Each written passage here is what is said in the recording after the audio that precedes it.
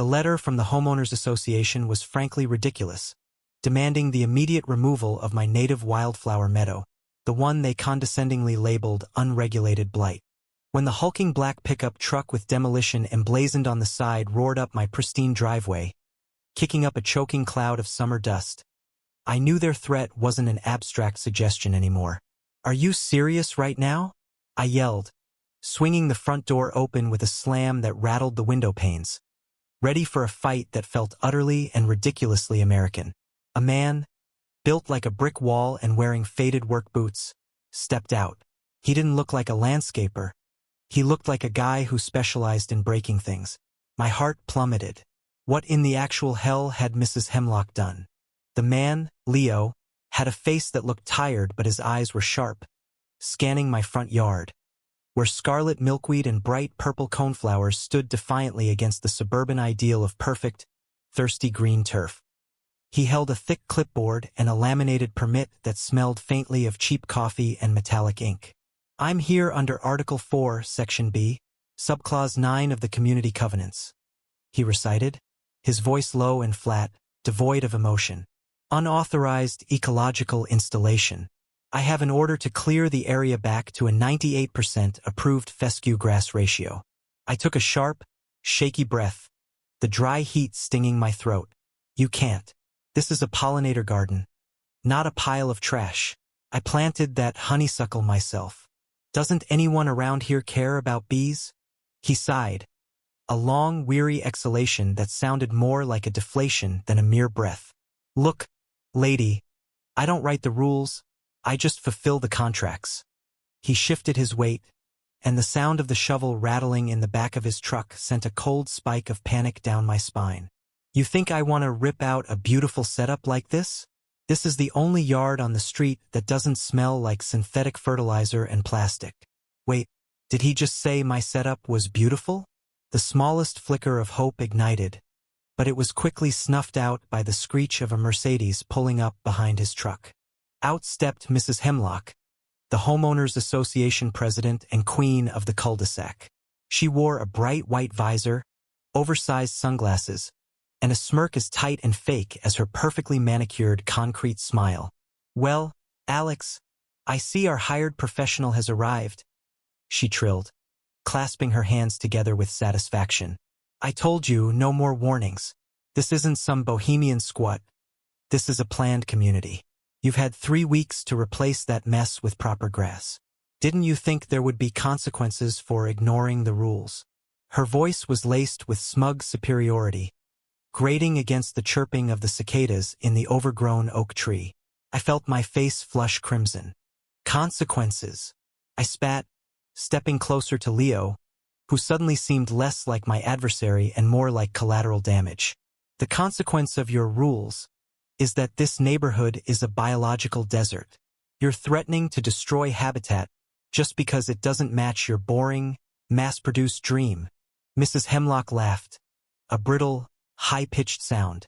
"Don't lecture us on ecology, dear. Leo is under contract to restore the aesthetic harmony of the neighborhood. He gets paid $1,000 the minute that last weed," she gestured dismissively at a glorious clump of bright orange butterfly weed, "is removed. You can argue with him, but his contract is ironclad." Leo winced slightly at the word weed. He leaned in, his voice dropping so Hemlock couldn't hear. "She's right about the contract.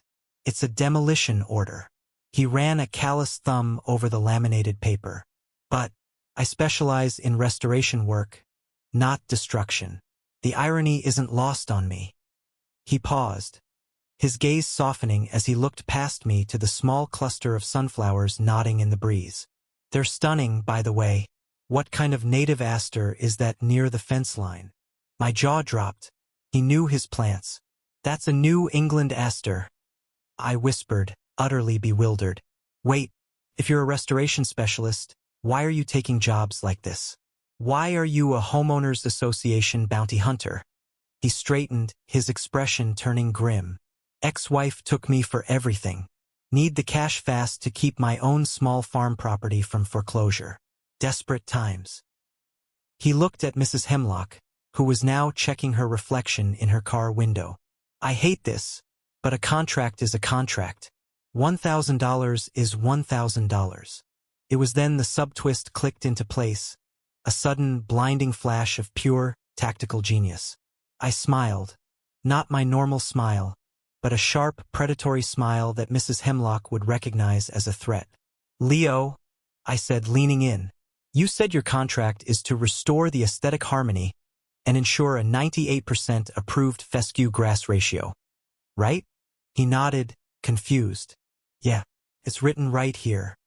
"And you get paid $1,000 for completing the work as stipulated?" I continued, my voice gaining volume, drawing Mrs. Hemlock's attention. She sauntered over, clearly enjoying the spectacle. "Precisely, Alex. You hear that, Leo? Time to start mowing down that eyesore." Leo lifted his shovel reluctantly.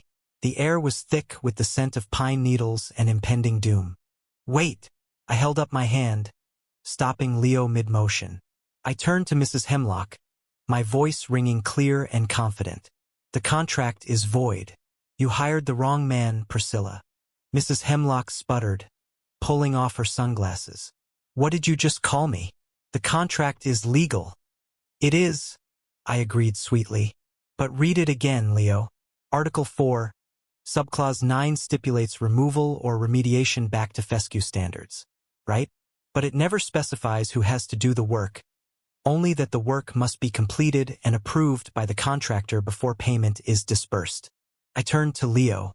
"I am now hiring you privately to remediate the area, not by removing it, but by legally transforming this space into a fully approved, certified, native fescue blend pollinator garden that is compliant with all future homeowners association guidelines that don't violate state ecological statutes."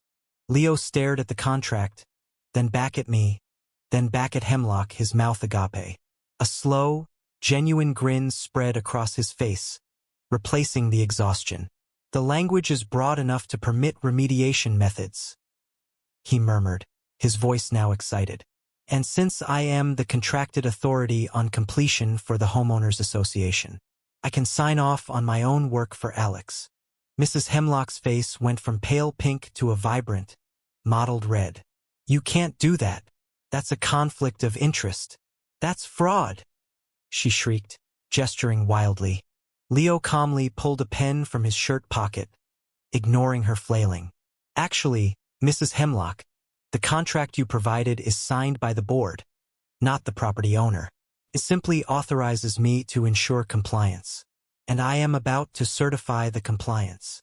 He looked me straight in the eye.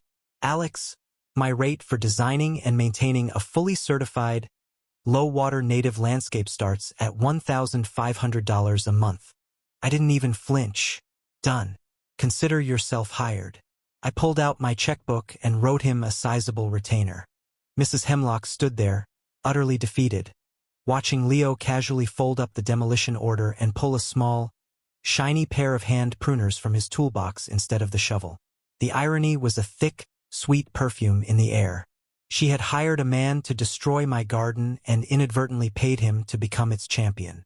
Justice sometimes doesn't come with a judge or a jury. It arrives with a landscaping truck and a contract loophole. As Mrs. Hemlock, defeated and radiating bitter fury, scrambled back into her car, Leo pulled the first invasive thistle from the edge of my perfect, thriving aster bed. "So," he said, a genuine smile on his face as the cicadas buzzed a loud, celebratory symphony, "where exactly did you source that butterfly weed? It's magnificent."